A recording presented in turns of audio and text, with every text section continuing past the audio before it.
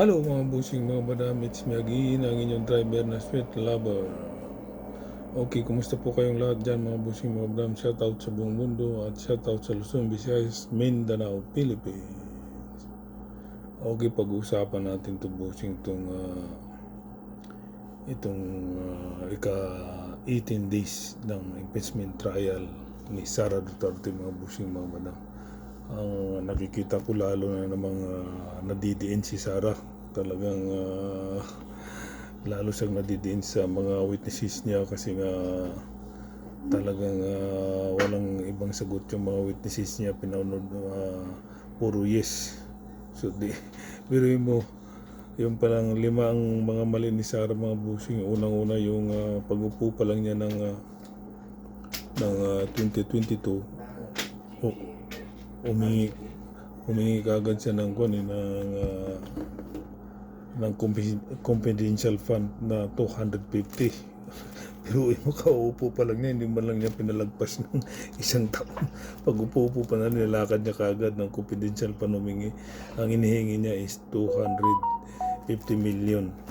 Buti na lang ang binigay ng ating mahal na Pangulo ay 125 million pesos. Kung paano kung binigay ni Pangulo yung 250 million, ang laki sanang nawala.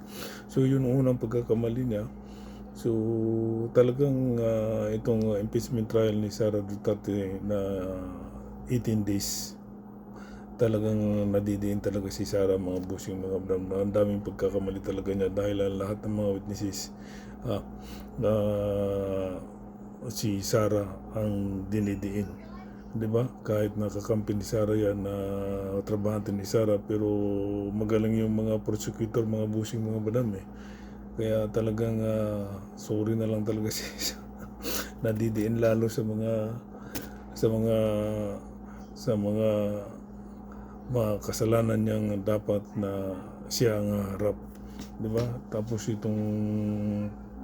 yung pangalawa na naman yung mga sundalo at saka pulis, sumisildo na nga sa gobyerno, yung sundalo sumisildo na sa Armed Forces of the Philippines, at yung mga pulis sumisildo na rin sa National Police.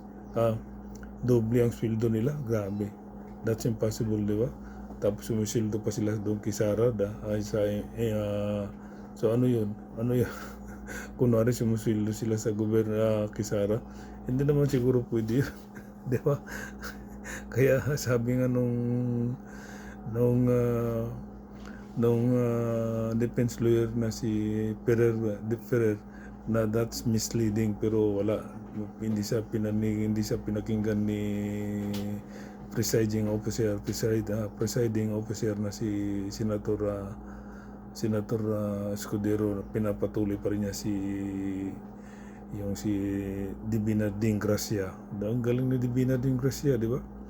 So kawawa, talagang madidiin na talaga ito si Sara mga busing. Lalong madidiin. Hindi pa ngayon wala pa yung mga boxes. Ito pa lang, confidential fund pa lang pinag-uusapan. How more kung sa mga boxes na pinag-uusapan na nandun ang mga nakatagong bilyon. Di ba? So wala, yun lang mga busing. Yun lang po ang kwento. Sana panoorin nyo yung aking YouTube channel na Idi Makasilang at Bubble Treehouse sa eduardodecretan@yahoo.com. Nandoon po at naka-upload po yan mga busing, mga ram. Please dalawin ninyo ang aking YouTube channel. Okay, sa mga pinalangga ko at sa mga follower ko, maraming salamat sa inyo. Sa mga hindi pa po nag-follow, please like and share and follow. Sa mga didilis dyan, ito na naman ako na magbibigay ng sakit ng ulo at sama ng loob sa inyo dahil hanggang ngayon ay mga didilis pa rin ang utak ninyo. Bye!